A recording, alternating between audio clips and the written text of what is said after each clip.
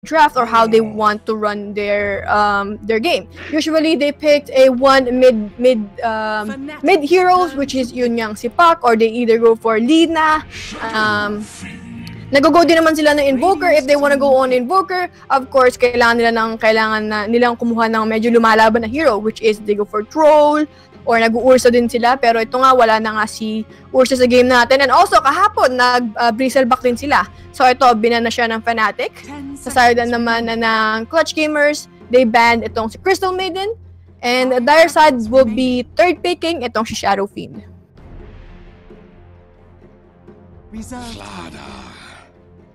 Ayan. Sa mga hindi nga pala nakakakilala sa inyo, ako nga pala si Ishir Caster for today. Isa din akong Dota 2 streamer and also a Dota 2 player. Sa mga hindi po nakakaalam ng MMR ko, I have a 5.5 solo MMR and then 6K po yung MMR ko. Just putting it out there. Not to brag or anything, but yeah. Pero ayan, Clockwork ang susunod na pipig dito ng Fnatic. So, most likely this will be a support Clockwork, roaming Clockwork. From the games that I've seen, they usually go for boots or windlay. So, kasi as much as possible, kailangan nila yung movement speed na yon. But I guess meron naman silang Crystal Maiden. Kumbaga, if Crystal Maiden and Clockwork decided to roam together, meron naman silang pang unang pasok, kumbaga. But ito, compared sa Clutch Gamers, yung combination nila is a Rubik Telekinesis to follow-up stun. So, right there is already a pretty good setup. Si Clockwork, okay din naman. About Clockwork is, kapag hindi, kumbaga, kapag naagapan ng Clutch Gamers yung pag-rotate ni Clockwork with Observer Wards, Clockwork could be pretty useless into the game. He could just land a hook and pwede siyang maging pagkain. Si Slardar naman, I guess, I would say na same scenario din naman. Kapag na-delay sobra yung Blink Dagger niya, it could really cripple itong lineup ng Clutch Gamers. Pero I've seen this, tawag dito hero ni Boombax, he's been pretty good with this hero. But I guess Clutch Gamers will be going for a Weaver pick next. Ayun.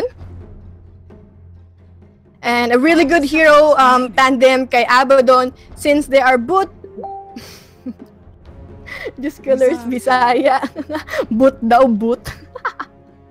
Pero since they are both pushing heroes. Just colors, ewan ko, like kanina pa ako nabubul. But I just can't put my words together for some reason. Kumaga, ang dami ko. Ewan ko ba? Kuya Noise, shoutout sa'yo. Parang nasabi ko yung words and I was like, God damn it. But ayan. Eto, ibaba ng Fnatic will be Templar Assassin. Ayan. So, hinihintay natin yung last band dito ng Clutch Gamers. Anong oras yung start? Ngayon na. James 18. Ngayon na po yung start ng game. Canadian accent. Oh, tama. Guys, Canadian accent, sabi sa inyo. Sabi na nga ni Kuya Clitter yan. Just colored. But ito, hinihintay natin yung last ban and they will be banning itong si Vengeful Spirits. So, sa side naman ng Clutch Gamers, ang kulang na lang nila is yung hero ni Armel. So, sino kaya ang pipiliin nila dito? I guess they need more damage and I guess Invoker would not even be bad at this game. Si Troll nandito pa sa pool natin, which is also nilalaro ni Armela for a mid lane. Sa side naman ng Fnatic, ang kulang pa nila is yung carry. So, yun yung hero ni... sino ba yung mid laner ng Fnatic? Nakalimutan ko.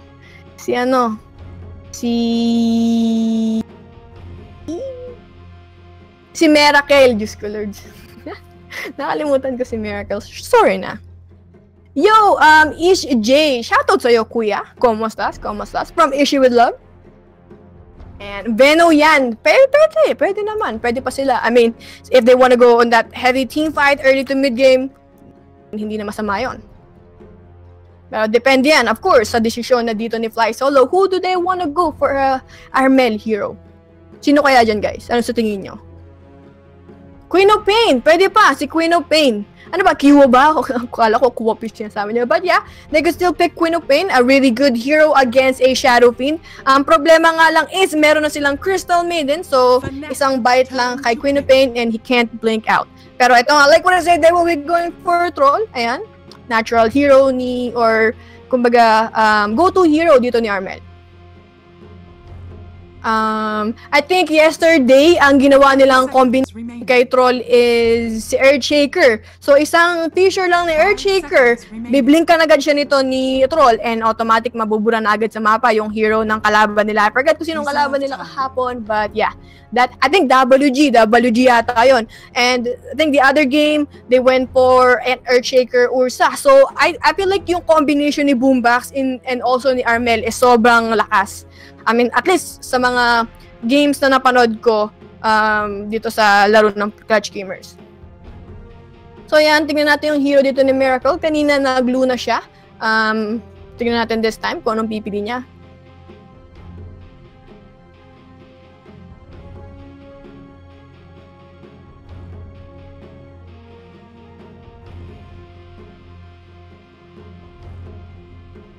So ito, hinihintay natin. Talagang pinag-iisipan nitong si DJ. Si DJ nga pala, yung drafter ng Fnatic. Sa side naman ng Clutch Gamers is si Fly Solo.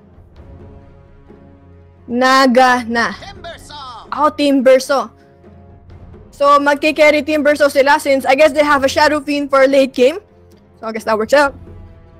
Pero ayan guys, kompleto na yung lineup natin for today. Once again, this is Ishir Caster 4. Nulit. Pero ang tournament natin is MDL, Southeast Asian Qualifiers, upper bracket playoffs na nga po pala ito. And it will be Fnatic going against Clutch Gamers.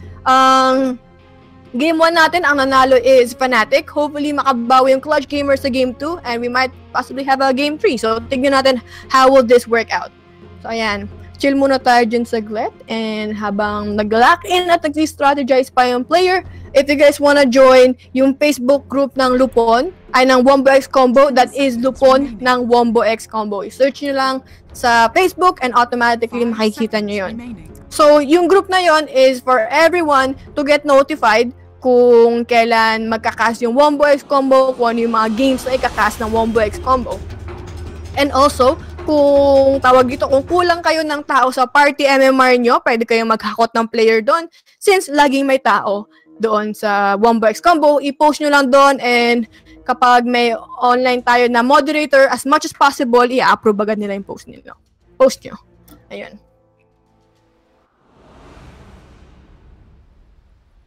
So, ito na. Meron naman tayong pause. Kasi simula ng game. I don't know why. Pero, simula na yung game 2 natin, I mean.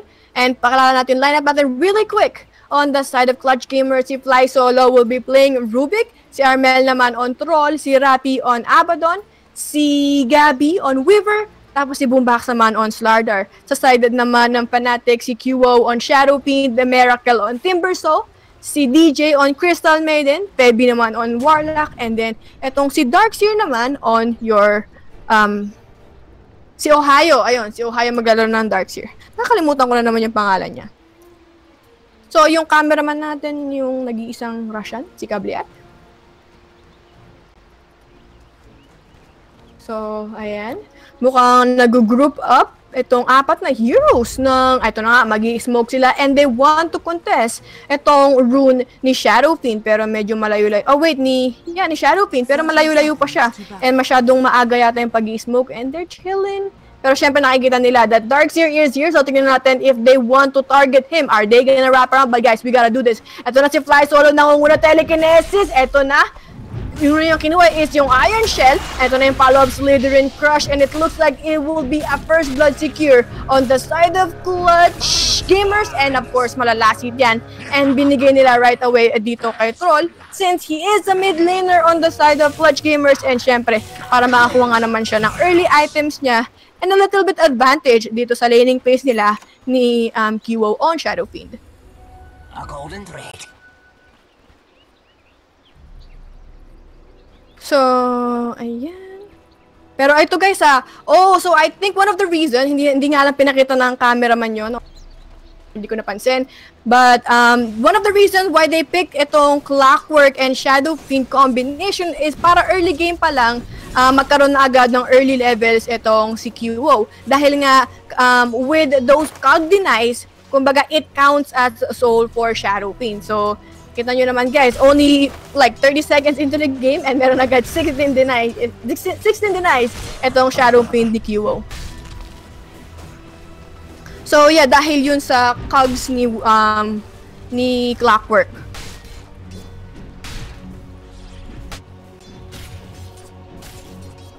Nasa gilid ng health bar ni QO. Ang ibig sabihin nun is kapag yung player is meron ng 1k above na level ng Battle Pass, automatic, they are guaranteed yung parang, I think that was like an Aegis, or yung logo ng Dota. So, yun, kapag 1k na yung, or above na yung level ng Battle Pass mo, makakaroon ka ng ganon sa gilid ng health bar mo. So ayan, sa middle matchup natin, ito nga, Troll going against SF, and ang palitan nun is 8-18 compared to 4-0. So kita nyo naman with early levels, pero si Arnel gustong palagan itong si Shadow Pain, and masasolo kill ba? And one more right click, pero napag-salve doon. Itong si Troll, hinahabot, and he's trying to slow him down. Medyo malayo sa katotohanan yung race niya, and kamunti ka na ma-solo kill ni QO, itong si Troll Warlord sa middle lane. Ay. This'll come in handy. So ayan, 1-0 na yung score natin. And then sa CS naman, nangunguna nga dito kanina si Timbersaw. So he has 12-1 ngayon. And he's going against Abaddon. So si Abaddon naman is 8-1. So naging 1v1 yung matchup na yun. So though si Abaddon is a really strong offlaner, kumbaga sa 1v1, especially since melee din itong si Timbersaw. One good thing about Timbersaw naman is itong third skill niya is nagbibigay ng armor every right click na binibigay ni Abaddon. So I guess that evens out, and also meron din kind of nuke damage itong si Timbersaw. That's why he's a little bit ahead. Pero si Fly Solo in the bottom lane, na-secure ng kill itong si Clockwork plus itong si Darkseer. Pero kitang-kita nyo naman si Armel, though na-pressure siya or muntik nang makasalisi itong si SF ng kill kay Troll Warlord. He came back and instead siya ang pumatay dito kay Shadow Pain. So ayan na, pero si Armel, Diyos ko Lord, si QO do. Talagang naniniga ang kuya mo since nakakuha ni Armel yung kill kanina. But yeah, and ito pala, one thing I didn't mention is nag-try lane din pala sa baba itong Fnatic sa offlane sa offlane nila sa dire side. So ito medyo nape-pressure nila na yung lane ni Weaver on the side of Gabi, pero I guess it's a Weaver. He's like an okay hero, pero ito na si Fly Solo, yung slow will not connect, pero mukhang napakagandang reflection or na-notice agad ito ni QO, kaya nakapag-back off siya right away, and yun nga, na medyo nag-fail yung gang coming from Clutch Gamers. Pero si Slardar, Juice Colors, ito na yung Cogs plus yung battery assault coming from Feby, and they secure the kill dito naman kay Boombox. So itong Rubik plus itong Slardar combination ng Clutch Gamers is hindi gaano napaprioritize into this early game. Dahil nga sa Iron Shell plus Surge na binibigay dito ni Ohio sa bottom lane, which actually makes Clockwork really scary. Plus yung bite pa coming from Crystal made in a pretty good setup, diba? And syempre, ikakags na yan, and then the damage just falls in together. So ayan. For 4 minutes into the game, sa net worth natin, lamang nga si Timbersaw with 2,100. Susunod naman si Troll in the, sa side ng Clutch Gamers. Pero sa mid lane, ito na ginagak na. Telekinesis from Fly Solo. Nandito rin si Clockwork. And ito na nga, Armel taking so much damage. That dual stun nag-connect kay Boombox. Pero wala namang follow-up damage on the Radiant side. And it will be a Troll or a position 2 ang nasecure ng Fnatic doon. So in the end, sila pa rin ang lumamang with that trade-off. Talagang pinaghandaan na maayos ng Fnatic itong Clutch Gamers. And I mean, who wouldn't, diba? Kumbaga, yung Clutch Gamers is one of the top teams right now sa Southeast Asian. So, kitang-kita nyo naman guys, from the Game 1 to Game 2, kung gaano ka-solid yung galawan and also yung draft ni DJ dito. Pero ayan. So, si Weaver naman, I guess, kita nyo naman guys si Weaver only has 2K net worth compared sa 2,400 dito ni Ohio. So, talagang nape-pressure niya itong lane ni Weaver sa bottom lane, and at the same time, he's getting a lot of experience in gold. Pero syempre, dahil sa tulong yon ni Crystal Maiden plus ni Clockwork. So, talagang dun nila binuhos yung pressure nila.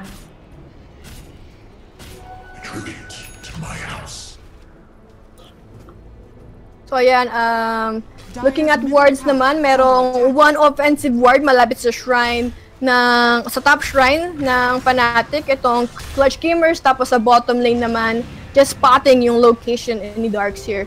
So ang Dire naman, they have really one deep ward dito sa may jungle sa deep jungle ng Radiant, tapos they have one spotting sa high ground ng top lane nitong si Rappi.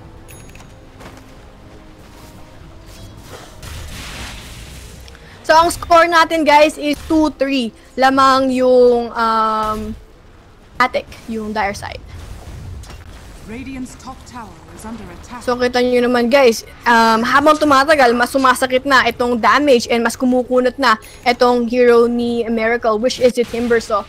And kita nyo naman, he is pulling and tanking all the creeps. Pero kasi nga naman, this is plus armor on his end. Pero andito na si Rappi. Ito na, nila-right click na itong si Kuya mo. Pero the damage though, and mag-timber chain out. Unfortunately, hindi nga lang tatama kay Abaddon. But, you know, still a-okay.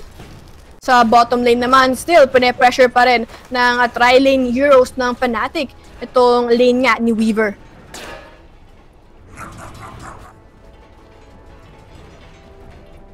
So ayan, tignan natin yung dalawang supports ng Fnatic. Mukhang balak yata mag-rotate sa mid lane ng Clutch Gamers. And actually, wala pala silang observer wards para dito kay Armel. Pero ito mukhang naispatan yata ni Armel yung dalawang rotation ng heroes. And mapapatipin na rin sa shrine itong si Slardar. Diyos ko Lords, cameraman natutulog. Ay. Cameraman gising, and may ispatan na itong si Crystal Maiden with almost 1/4 health, and finally makakaroon ng free kill itong si Troll Warlord with that kill dito kay DJ. Grabe yung pangalan ni DJ, man, the fuck. Discolored. Pero napakagandang ginawa naman na dito ni Slardar, securing or denying itong double damage rune kay Shadow Fiend. So, I mean, meron pa rin naman siyang bounty rune, pero iba pa rin kung makuha mo yung double damage rune and fill up your bottle. Pero to si Rappi, nakulong sa loob ng cogs ni Feby, but still, he's gonna be a-okay.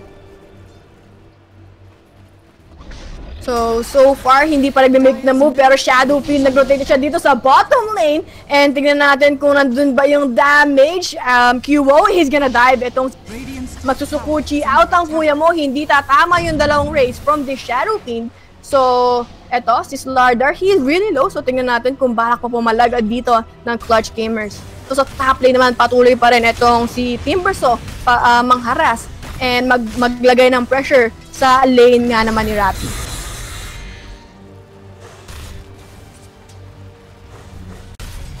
Pero eto, sa bottom lane naman, Diyos ko Lords, sa bottom lane mukha nagkakabigayan na yung both teams natin, and si QO finally will fall down, and si Flyzol, napagandang heal naman coming from Rappi, and Flyzol bibigay niya yung fade bolt niya, and Ohio will fall down on the hands of Abaddon. Napakagandang rotation naman, pero sa top lane, medyo pine-pressure pa rin ni Timbersaw, and ito na nga, mukhang babagsak na yata yung tier 1 tower na sa taas, pero of course, a bottom lane, nakasecure ng dalawang kills doon yung Clutch Gamers, and they will secure 788 gold, tapos naman 1,074 in terms of experience.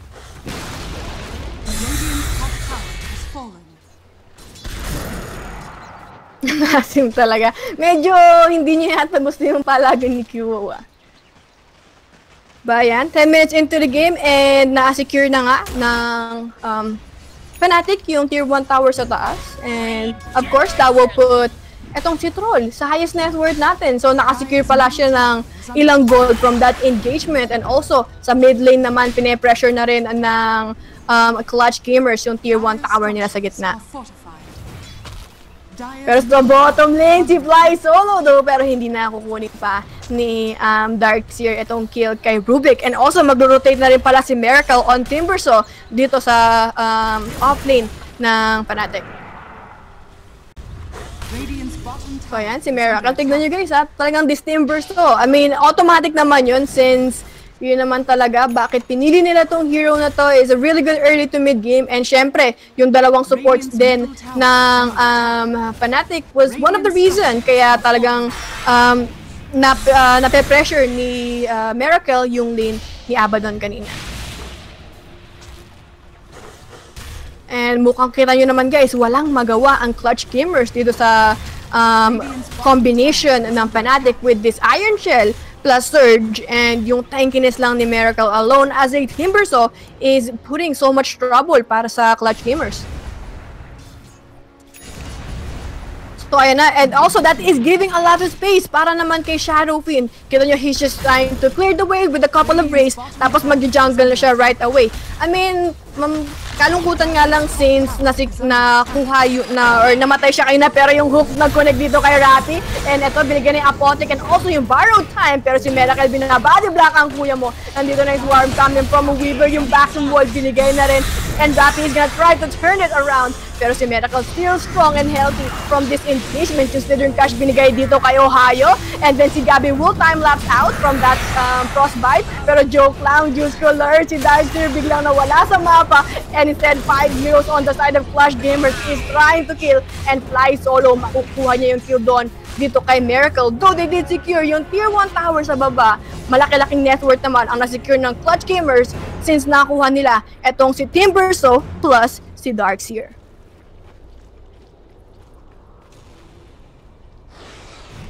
So, ayan na. Wait lang. Medyo nahuli yata dito si Ratty. Wala pang ultimate ang to battery assault na naman coming from, eto naman kay Pedi.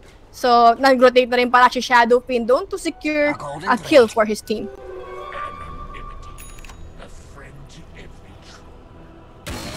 Sa fight ticket na yun, just colors, hindi ako umabot. Pero I guess sa net worth, lamang ng, let's say, almost 1K yung Fnatic. Tapos naman sa experience, yung Clutch Gamers yung lamang by 1K. So ayan, 12 minutes into the game. Quick item check tayo guys. Item check lang. So si Fly solo, Brown Boots Magic Stick pa lang. And then si Armel naman has Face Boots and Yasha. Nagboto rin siya for Manchill. Si Rappi naman meron siyang Face Boots, and looking at his items, he might be going for Bloods next. So si Gabi naman meron siyang Ogre Club, Aquila. And meron din siyang Ring of Hell, pero yung hook nag-connect na naman dito sa gitna on the side of Abaddon. And ito, pinap din na rin borrowed time niya. Tingnan natin, is it enough damage? Pero mukhang okay pa naman na dito si Rap sa mid lane. Though wala na siyang ultimate. And on the side of Fnatic, gusto pa rin nilang i-pressure itong tier 1 tower sa gitna ng Clutch Gamers.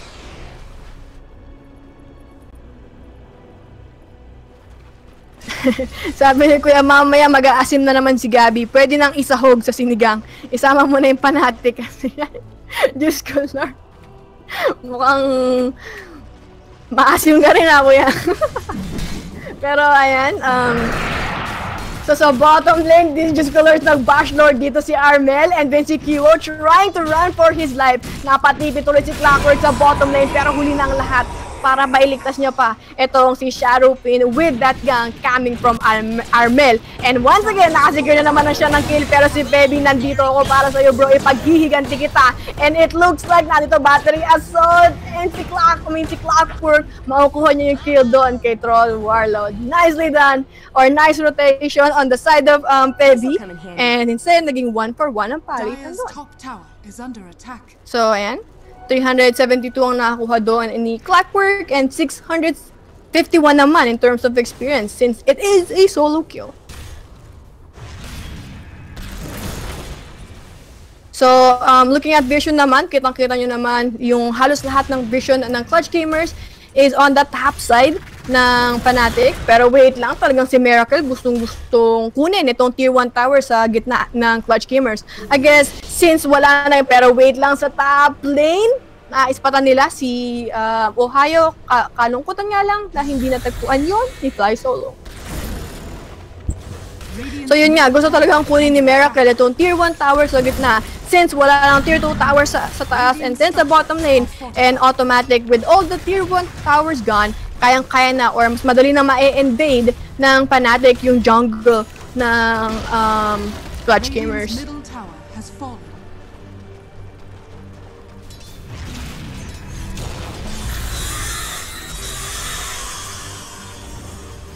So ayan, I mean, tawag dito, as much as possible talagang nagbibigay na ng pressure or kinukuha na talaga ni Miracle yung outer towers or yung pinipressure niya yung lanes ng Clutch Gamers kasi nga naman, kumbaga ito yung peak ng hero na to, which is si Timbersaw. He's really good early to mid game. I mean, mamaya magiging tanky na lang siya for the side ng Fnatic. So ito, as much as possible, nag-group up yung 4 na heroes ng Fnatic to do some chaos and also pressure sa side ng Clutch Gamers. On the side of Radiant naman, medyo, I guess, nabibehind nga ng konti sa farm itong si Gabby since wala na siyang tier 1 tower sa baba. And kita nyo naman kung paano tinaray lane itong lane niya.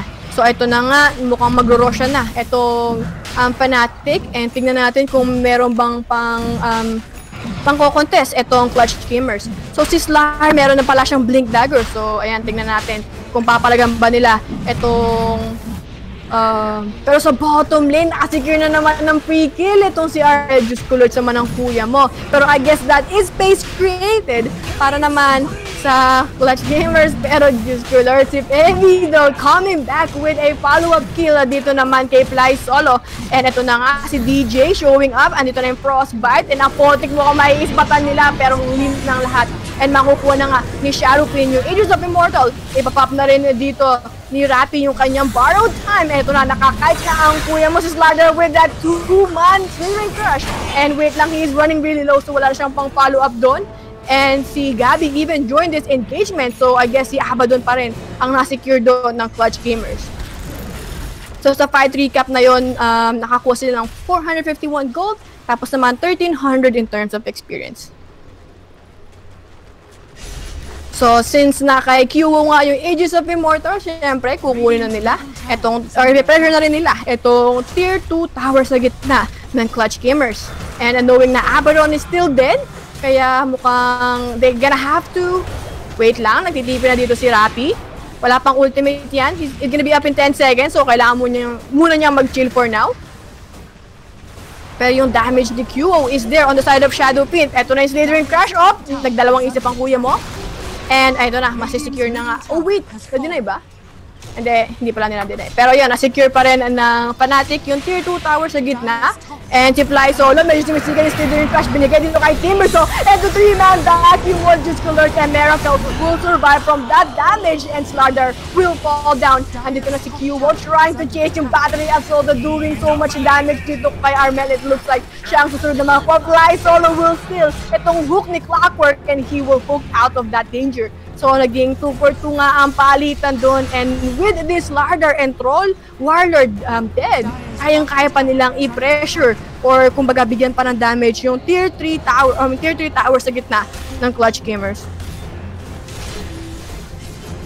Dire's bottom tower is under attack.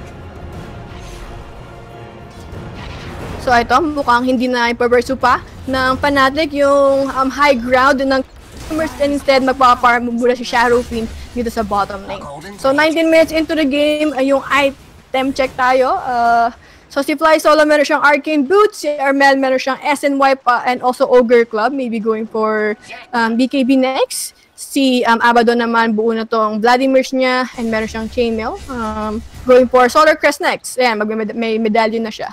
And si Weaver naman meron na siyang Dragon Lance and going for Hurricane Pike next. Si Starter naman meron siyang Tranquil Blink Dagger. Sa side naman ng Fnatic, si Kyo meron siyang Hurricane Pike. Nasa kanya din yung Aegis of Immortal Threads. Si Miracle naman meron na siyang Solar Crest and going for Aghanims next or baka Bloodstone. So one or the other. And either way, pareho naman magandang item yun for a Timbersaw. Si DJ naman meron siyang Tranquil Boots, a couple ward, Magic Wand. Tapos naman si Feby, he went for Hand of Midas and meron na rin siyang Tranquil Boots. And si Darkseer, meron na siyang Crimson Guard.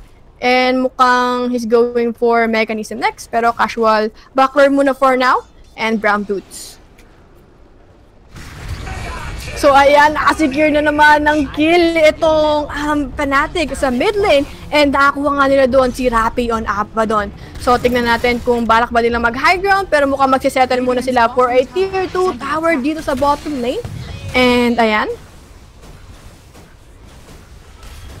So this is gonna be a free tier 2 tower and it's a top lane farm pa rin dito si Gabby since he still need those items. Kumbaga, Hurricane Pike pa lang ang pinaka-item niya dito and he doesn't have that much damage yet. Tapos naman si Troll, yun nga talagang nasa-shutdown siya with this battery assault coming from Febby, itong ang si Clockwork. So far, napaka-clutch nung mga hook niya sa mga heroes ng Clutch Gamers.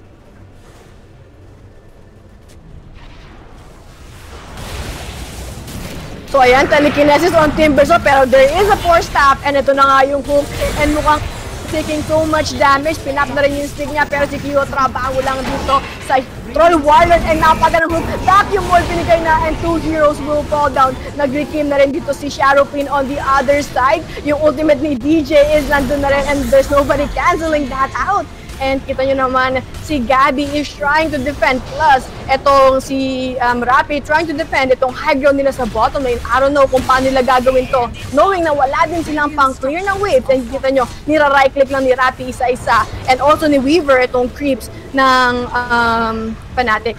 So ito na si Qwo. I think Aegis will pop. So ayun na. Hindi nyo na ibibigay. And nandito na rin si Fly Solo. And ito na, nice 4-staff. And then si Weaver will try to Kuchi. Binigay na rin niya yung Just Colors. Medyo masakit ng konti. Itong Hurricane Pike niya. Pero si Miracle barely surviving dito sa damage ng Clutch Gamers. Pero yung Slithering Clutch. Pero nandun yung hook to battery assault coming from Febby. And instead makukuha nila doon si Boombox. Another vacuum inside the hole. Napakaganda naman ang ginawa doon ni Darkseer. And Febby will survive. AC finally secure na ni Rappi yung kill doon. On the other side naman si Armel buhay na Hurricane Pike ang kuya mo. Pero si Rappi trabaho lang dito kay Qwo. And unlike target is si Darkseer, meron ba silang panghabol? Nag-surge na ang kuya mo. And I don't think Troll has a blink dagger, so he's gonna be out. And looking at that fight recap, naging 2-4-3 ang palitan doon. And nakasecure ng 1k gold ang Clutch Gamers, tapos 3,400 naman in terms of experience. So ayan, nicely done on the side of Clutch Gamers since na-defend nila yung high ground nila. And I mean, I guess ahead pa rin naman yung sa side ng ng Fnatic, even though na lumamang ng konti itong Clutch Gamers with that engagement. Pero for sure, with the Shadowpin down, pwede nilang kunin itong tier 1 towers sa gitna. Pero hindi, gusto talagang i-defend ng Fnatic. I think nag-hook na rin doon si Febby. Yung cameraman natin, nasaan ng mata mo? Kuya, Just Colors, ang tinitignan mo sa taas. Ay. Pero mukhang magbaback up muna ang Clutch Gamers for now and they will settle kung ano yung nakuha nila kanina and gonna go back to farm.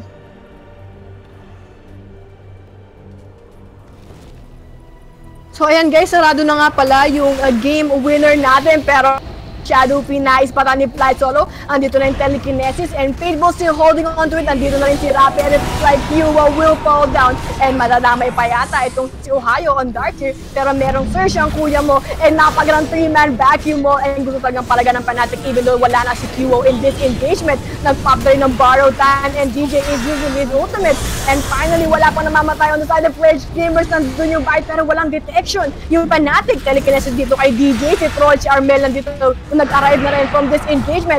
And sa likod, pumapalag ng napagandang 2-man Slithering Crush naman coming from Boombox and it looks like 3 heroes will fall down. Sa side ng Fnatic and si Armel, wala na siyang pakialam from that battery assault and he will secure 1 more kill. Dito naman kay Clockwork.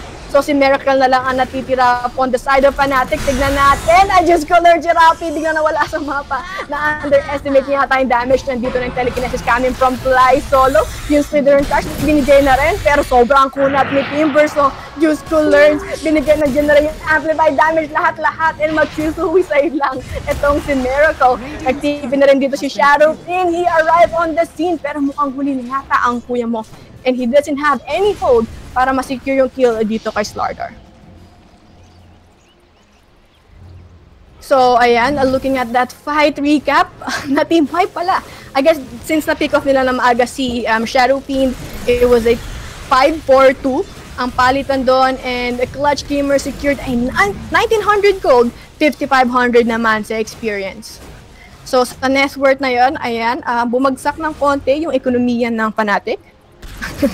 Sa experience naman, medyo gitna lang, or kumbaga pantay lang yung experience ng both team.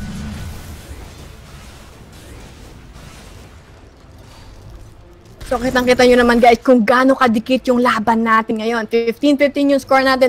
Though medyo lamang pa rin yung Clutch Gamer sa net worth natin dahil yan sa mga outer towers na nakuha nila kanina. Kita nyo naman guys, 5 torre pa ang nakatayo sa side ng Dire compared sa Radiant is yung top lane na lang yung natitira. So Aegis will be up in 10 seconds. So ayan, mukhang in favor, pabor yan para sa Fnatic since they still have the advantage dito sa mapa natin. So kitang-kita nyo naman na that Miracle is securing itong mga lanes and pinupush nyo na nga para mas easy peasy yung pag-take nila dito sa Roshan. So mukhang sisimula na agad ni QO itong sa loob ng pit.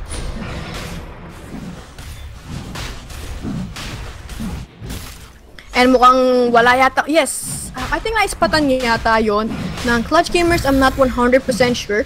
Pero tignan natin, ginamit na rin ng Dire Scan itong Fnatic, pero mukhang mahuhuli na yata sa pag-respond itong Clutch Gamers para sa Roshan. Nagtitipa na dito si Armel, I think they might smoked up pero huli na bago pa nila makontest and makukuha na nga ni Shadow Fiend yung Aegis of Immortal.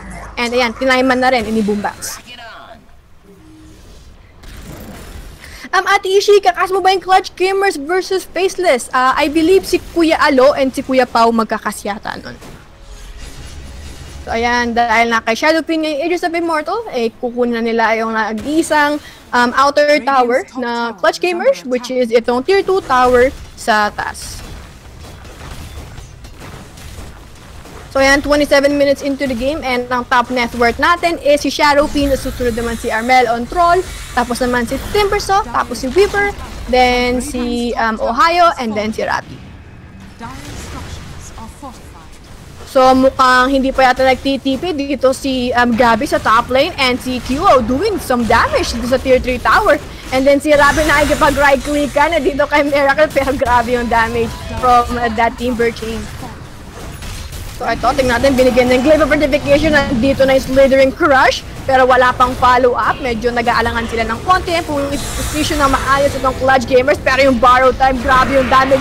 Another 3-man vacuum wall coming from Ohio, pero wait lang yung telekinesis and napagandang pasok naman coming from Boombox doon sa likod. And nakakuha pa ni Fly Solo yung wall coming from Darkseer, and ito na nga siya na yung unang makukuha ng Clutch Gamers. Si Miracle still doing some damage. Medyo nakait ng konti itong si Armel, but he is still alive, guys. On the other side naman, si Boombox will fall down on the hands of Eddie this time. Pero si Miracle still standing. Pero si Shadow Fiend magpa-pop ng Aegis of Immortal niya.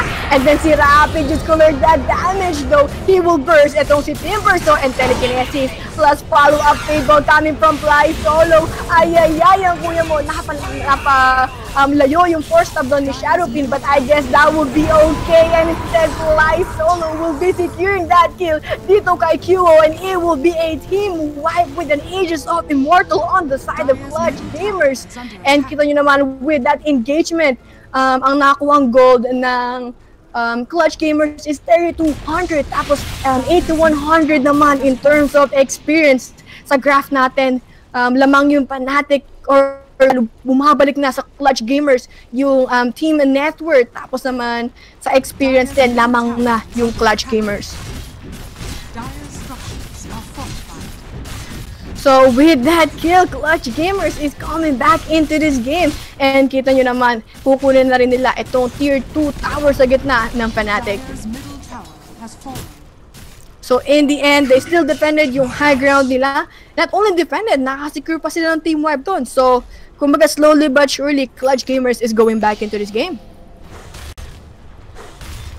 I know, grabe yung mga spell steal na ginawa doon ni Rubik. He got the wall, tapos nakuha pa niya yung, anong skill ba yun ni Timber? So I think yung Whirling Death. grabe, sobrang sakit nun. And ano pa ba yung mga nakuha niya? Yung cogs din, ni Clockwork kanina na-secure niya. And it's just, in general, yung Fly Solo is providing the or that lockdown for his team. Kasi nga, na-burst agad itong si Slardar ng, tawag dito ng Fnatic kanina.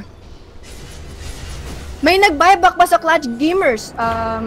Wala, kuya. Walang nag-buyback sa teamfight na yun. So, ito si Crystal Maiden, medyo naliligaw yata, pero si Boom, ito na. Nandito na si Amel, another vacuum wall, napa-BKB na rin si Troll, pero wala siyang binibigay na damage since nakulong siya sa loob ng cogs. And then si Merrick, nagduman na damage to si Fly Solo na ang inuna dito ng Fnatic, another two-man splintering crush. Coming from Boombox, nandito na si Amel without his BKB, and that damage though, makukuha nila si Q, and Miracle looks like is trying to get out dito sa damage ng Clutch Gamers, pero naibigay ng Swarm dito ni Gabby. Tignan natin kung meron mang follow-up, nasa na si Boombox. Ito na, nakasprint na ang kuya mo, aabot ba yung slithering crash? Ito na, nag-force na blink na. Itong si Slardar, and by the way, kinaro niya agad yan. Itong si Armel, and they will secure a 4 heroes with that engagement. Use Collards. So on that fight recap, they secured another 540 gold and 2,000 naman sa experience. Ay, tama ba? Ba't hindi yata naglagay lahat? But yeah. Kasi nga, since kita nyo naman, kanina ang lalaki ng gold na nakukuha ng Clutch Gamers sa side ng Fnatic kasi yung Fnatic yung lamang sa network. But since nakakahabol na yung Clutch Gamers, medyo sakto na lang yung network na nakukuha nila. But from the previous engagement, they got so much gold dahil nga sa mga sa network ng Fnatic and then sa mga team fight din na binigay doon ng Dire side. Ayan. So, with those kills, mag-secure na rin nila yung tier 2 tower sa taas. And I think they're gonna back off for now. Hindi na rin nila pa-farmin yung jungle ng Fnatic. And ito na. Baka mag-regroup once again itong Clutch Gamers. Pero one thing is for sure, they are back into this game. And it's still anybody's game. Kanina ang nagdadala ng mga team fight is yung mga vacuum wall nitong si Darkseer. Pero kita nyo naman guys, we are already hitting the peak dito sa mid game natin and transitioning para sa late game. Kaya yung damage dito ni Timbersaw is medyo kumbaga bumababa na since natatapos na nga yung phase ni Timbersaw. So, tignan natin kung makakapagbigay ba ng malaking damage itong hero ni Q, which is si Shadowfiend for them. Pero wait lang, ito na yung slithering crash binigay kay Warlock. Pero another 3 more coming from Ohio and makukuha nila right away itong si Slardar. Pero wait lang, si Crystal Maiden, si Fly Solo will pop itong ultimate na nakuha niya kay Crystal Maiden and right away mababurst siya nitong si Q. On the backside naman, kinakain na dito si Ohio, napagandang force stop. And nandito na si Frostbite, itong si Armel, pero napagandang apotek coming from Rappi. Binigay na rin yung borrowed time. Ito na kasi we were trying to cash itong si Crystal Maiden, pero mukhang binigay yung Swarm and hindi niya na pakukunin yung kill doon. So naging 2-4-2 ang palitan doon to support for a supported and off lane. So looking at the fight recap, ang lumamang doon is yung Clutch Gamers since they got 495 gold, tapos 3,600 naman sa experience. So grabe guys talagang patagal ng patagal yung laban. Tawag dito, pakrusyalan yung pag-initiate ng both teams. Unfortunately nga lang, wala pang BT itong si Slardar or anything to survive pagkatapos niya mag-slithering crash. So kita nyo naman nabuburst siya right away ng Fnatic. Kumbaga isang bite lang or isang beses lang siyang makot dito sa cogs na Clockwork is nababurst siya agad right away ni Shadowfiend. Pero si Gabby naispatan dito si Peggy on your Clockwork. He will try to hook out. Pero nandito na si DJ and nandito na si Boombox to follow up his body. Binigay na dito ni Gabby yung BKB niya and it looks like that will force him to back up since 4 na hero or 5 hero ng Fnatic is already here. So I guess that is a BKB wasted on the side of Gabby. Pero I guess I wouldn't hesitate na gamitin din yon since buhay ko na nga ang nakataya doon. Well, buhay ng hero. Hindi buhay ko. So 34 minutes into the game, item progression tayo guys. Fly Solo, meron siyang 4 staff. Itong si Troll, meron na siyang Silver Edge. And may BKB na rin siya. Fresh BKB with 10 seconds. Si Rati naman, meron na siyang Blade Mail and going for Aghanim's next. So para nga naman yung damage ng Fnatic mamaya is mabawasan when he pops his ultimate. Tapos naman si Weaver, meron na siyang diffusal. So, eto nga, since naka-Ghost Scepter din, itong si Crystal Maiden, kayang-kaya niya pa rin palagan. And also, maganda rin siya against a Timber, so pang tanggal ng mana. Tapos naman, itong si Slardar, yun nga, ito, meron na siyang Ogre Club and going for BKB next. Si Shadow Fiend, meron siyang BKB, 10 second, fresh BKB din. Si Miracle, meron siyang Lotus Orb. Pero wait lang, may narinig akong hook and nice button itong dalawang hero ng Clutch Gamers, and that will force Rappi to pop his ultimate, pero medyo nakakait yata ang kuya mo. Medyo separated ang heroes ng Clutch Gamers dito, pero si Shadow Fiend, anong ginagawa mo dito taas? Kushi pero eto, binigyan na rin vacuum wall, and finally, magiging 1-for-1 fly solo for a team perso. Nag-pop na rin ng BKB. Etong si Qwo and Juice Colors, biglang mawawala sa mapa si Team Perso. And tignan natin kung meron pang follow-up dito yung both teams. Yung Slithering Crash will not connect. I guess tinatry niya lang i-clear yung illusion dahil doon from the vacuum wall na binigay kanina ni Darkseer. So yung Slithering Crash will not connect. And eto, since dalawang heroes ang na-secure doon ng Clutch Gamers, lamang pa rin sila in terms of number, and pwede pa rin nilang kunin itong tier 2 tower sa baba naman ng Fnatic. So hook, eto na, binigay na ni Feby, meron bang follow-up, nandiyan na, nag-force stop out ang kuya mo, Gabby. Nandito pa rin, pero mukhang hindi na. Or magbaback off yata ng konti. Eto nga, nagtitipi na sila. So, lahat nagtipi dito sa top shrine, and I guess this will be an effective or efficient pop ng shrine on the side of Clutch Gamers, and napaspatan nila that Roshan is already up. So napatipi tuloy si Miracle dito. And since they do have a Slardar plus a Solar Crest dito kay Abaddon, it will be a pretty easy and quick Roshan on the side of Clutch Gamers.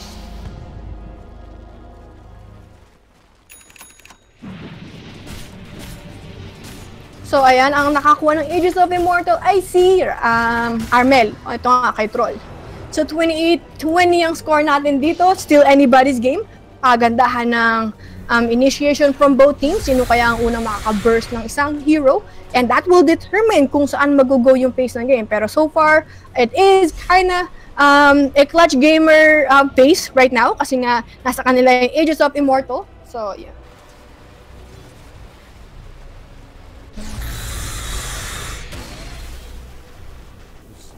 So looking at the vision naman, I guess wala observer wars na naka-plan from both teams. Since kanina pa sila team fight, wala nang panahon maglagay ng wards yung mga supports.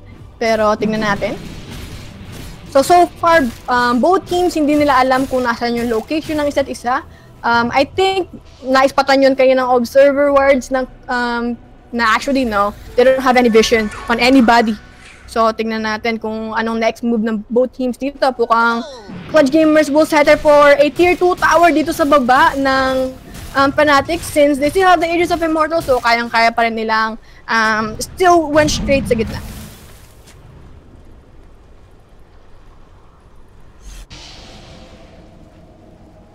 Pero kita nyo naman guys, talagang nag-iingat yung Clutch Gamers dito. Though they have the upper hand with Aegis of Immortal, and nire-respect pa rin nila yung possible damage and also yung heroes ng Fnatic.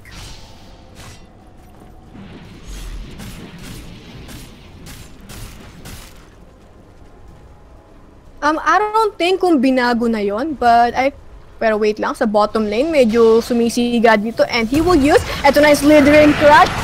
Silver, yung hook will connect dito kay Rappi, and napagandang 3-man vacuum wall na naman from Ohio. Yung phasing kill dito ni DJ is doing so much damage, pero with this Aghanims kay Rappi, wala siyang pakialam dito. DJ will try to force out, pero napagandang 3-man Slithering Crush from Bumax. Ito na yung BKB coming from Qwo and try to do some damage dito kay Slardar. Finally, he will take him with him. Naging 3-4-2 ang palitan doon, and si Feby and also si Ohio ang natitira, pero yung Iron Shell was doing so much damage and it will be a 4-4-4 sana, pero may Age of Immortal pa din si Troll. Another vacuum mode coming from Ohio. Siya na lang ang natitira dito. And finally, with that bash, tignan natin, may panghabol ba sila? Another surge. Tignan natin, Jucarino, Cappuccino, aabot ba? And ito na, na-bash lord na, and na-kite na, and na-corner na itong hero ni Ohio. And finally, Armel with Beyond Godlike, and another team wipe na naman ang na-secure dito ng Clutch Gamers. Ay, they secured 1,600 gold with that engagement. Tapos naman, 8,500. So, with that, dalawang cores ang natira sa Clutch Gamers. And syempre, palag-palagyan na dito sa Tier 2 tower. Dire's bottom tower has fallen. Ano ba naman itong cameraman natin nagagala? Diyos ko, Lord. Nag-disconnect. Etong si Rapi, meron yata tayong technical difficulties on the side of Clutch Gamers. Ako na magkaka. Pero paano yun, Kuya Lo? It's kind of hard pag ikaw nag-camera. Tingnan natin. Sige. Sige, ikaw na. Ayan. So, si Kuya Alo na raw bahala. Mas marunong pa tayo, sabi ni Kuya Alo. Mas marunong pa tayo mag-cameraman eh. Diyos ko, Lord, yung cameraman natin, nagagala. Pinapakita yung pag. Pero ayan, nakapost tayo. And si Kuya Alo, yung cameraman natin ngayon. So, tayong professional cameraman. So, ayan. Thank you kayo. Thank you, Kuya Alo. Ayan. Exclamation point Alo. I-type nyo, guys. Pero shoutout sa lahat ng nanonood. Maraming salamat sa pagpili nyo sa Wombox Combo para panoodin itong laban ng Clutch Gamers versus Fnatic. Diyos ko, Lords, na-invite ako sa Steam group. Ano daw, free cash. Totoo ba yan? Scamas na naman yata yan eh. Diyos ko, Lord. But ayan, 33-23 yung score natin.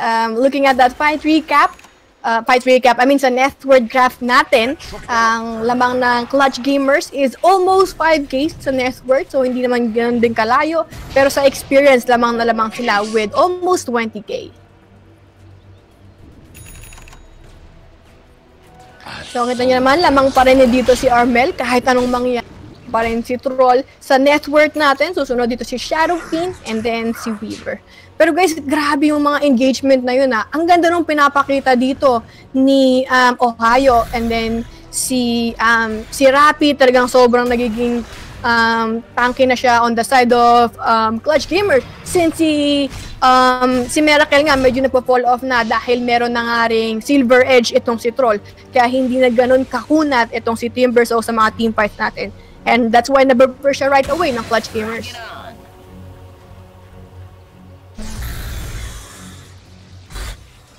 So yeah, kapag 5 seconds na lang yung BKB mo, kahit mamili ka ng bagong BKB, 5 seconds pa rin yun.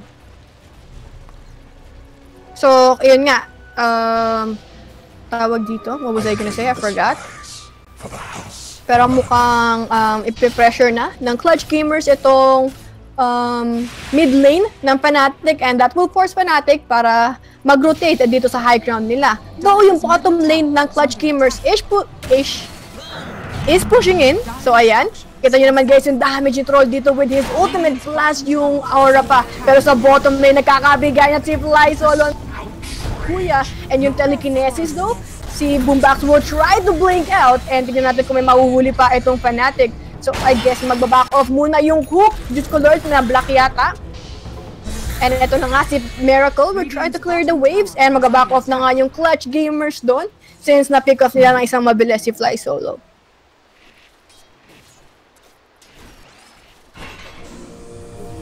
Diyos ko Lord, maisig talaga yung chat natin oh. Kanina, sabi nyo, overrated Clutch Gamers. Ngayon naman, bobo nang pa natin. And then, Shadowfiend will pop his BKB out of nowhere. Kung mag-advanced thinking yon para kay QO kasi naramdaman niya or na-sense niya na may malapit yata na danger. Pero ayun nga, nakakuha na pala yung tier 3 tower sa taas ng Clutch Gamers, so that will give them a chance para kunin na yung mga shrines ng Clutch Gamers. Pinoy Snochi. Pero ayan, si Gabby talagang kinakat niya na yung mga waves dito ng Fnatic since he is a weaver and also wala sila gaanong panghuli sa hero ni Gabby unless mag-land yung hook dito kay Clockwork. But then again, he still has the time lapse para makaalis doon sa hook ni Clockwork. So still gonna be a pretty hard hero to catch on the side of Fnatic.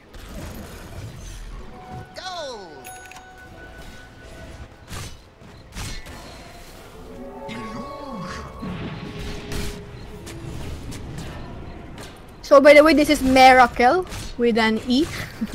Not Miracle, the 9K player. Pero hindi ko alam kung 9K na rin yata si Miracle. But yeah, that's not him. Pero Just Colors, na-4 stop dito yung illusion ni Fly solo and mukhang makukuha ni DJ yung extra gold from that illusion. So, ito na, medyo nag-grouped up sa top lane itong Clutch Gamers and also yung Fnatic. Pero ito, si Gabby trying to do some right clicks damage pero sa backside nandito na, nag-pop na rin ng BKB. I think si Gabby and he wants to kill itong si Tebi. Binigay na rin ng Shadow Fade yung kanyang Rick Kim and he's doing some damage. Yung vacuum wall hindi na pinapansin dito ng Clutch Gamers and Kiwo will fall down and Just Colors beyond the godlight pa rin dito. Si Troll Warlord make that 2 kills on the side of Fnatic and ito na nga si Teddy ang next target na battery assault hindi makapag-slithering crush and dito si Bulba finally with that force stop tatama na and finally ma-secure ng 3 kills itong Clutch Gamers and trabaho na dito sa tier 3 tower. This might be a set of fracks. Kita nyo naman guys, may backdoor protection pero wala nang pakialam. Looking at buyback naman, may buyback, walang buyback dito si Shadow King. Si Clockwork wala rin buyback and also si DJ wala rin buyback, so this might be a set of racks ang masisecure ng Clutch Gamers. So kita nyo naman pinupush na agad yung top lanes, Ring Crash, si Miracle, tingnan natin kung ng 3-man vacuum pero walang wall itong si Ohio. Tignan natin, medyo nag-post ng konti yung engagement. Timbersaw will have to buy back and then looking at Ohio, he will not survive and another kill na naman ang masecure doon ni Troll Warlord. So tignan natin with this buyback kay Miracle, will that be enough para i-defend nila itong tier 3 tower sa taas? Pero grabe yung damage dito and that will be it. Fnatic will be calling it and Clutch Gamers ang mag-secure for our game 2. Top barracks are under attack. Radiant victory.